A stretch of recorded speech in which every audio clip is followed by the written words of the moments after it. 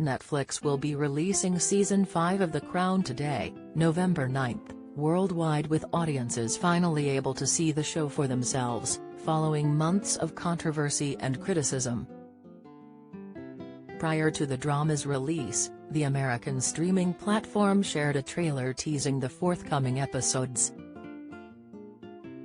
Perhaps one of the most stark moments was the opening scene, which portrayed the fire at Windsor Castle back in 1992, a year which Queen Elizabeth II, played by Imelda Staunton, described as her annus horribilis.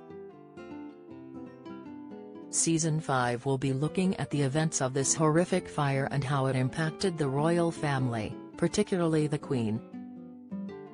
How did the fire at Windsor Castle start? The fire broke out 30 years ago on November 20, 1992 at around 11:30 a.m., wreaking havoc on the castle.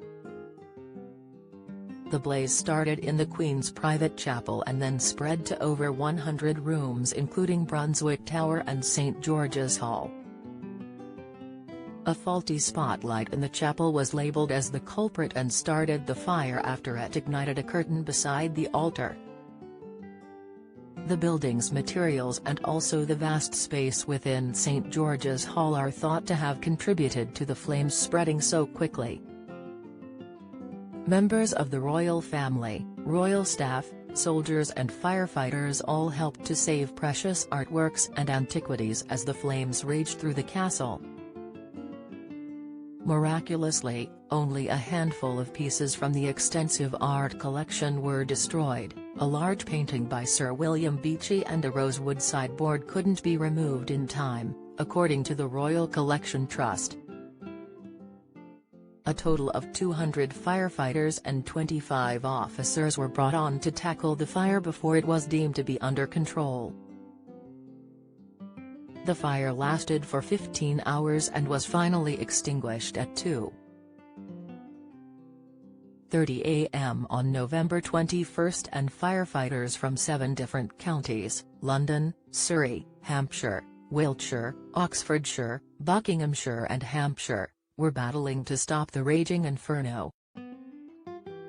Firebreakers were assembled to stop the flames ripping horizontally through the building and instead were up through the roof area. In all, 36 water pumps released 1.5 million gallons of water during the height of the operation to quell the fire. 5 members of the fire crew were taken to hospital and 3 others were treated on the scene, states the Royal Berkshire Fire and Rescue Service. There was a 5-year period during which extensive renovations were carried out on the damaged parts of the castle to return it to its former glory. A room now known as the Lantern Lobby replaced the private chapel, creating a formal corridor between the private and state apartments. Meanwhile, St. George's Hall was given a new lease of life as it was returned close to how it had originally looked, albeit with some 20th-century reworking.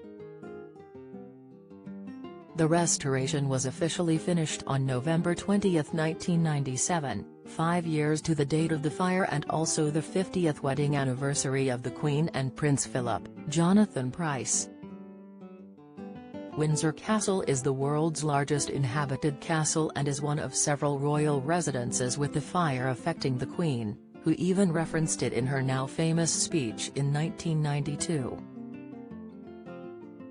In the speech, in which the Queen addressed the Guildhall as part of the 40th anniversary of her accession to the throne, she said, "1992 is not a year on which I shall look back with undiluted pleasure." In the words of one of my more sympathetic correspondents, it has turned out to be an annus horribilis. I suspect that I am not alone in thinking it so. Indeed, I suspect that there are very few people or institutions unaffected by these last months of worldwide turmoil and uncertainty. This generosity and wholehearted kindness of the Corporation of the City to Prince Philip and me would be welcome at any time, but at this particular moment, in the aftermath of Friday's tragic fire at Windsor, it is especially so.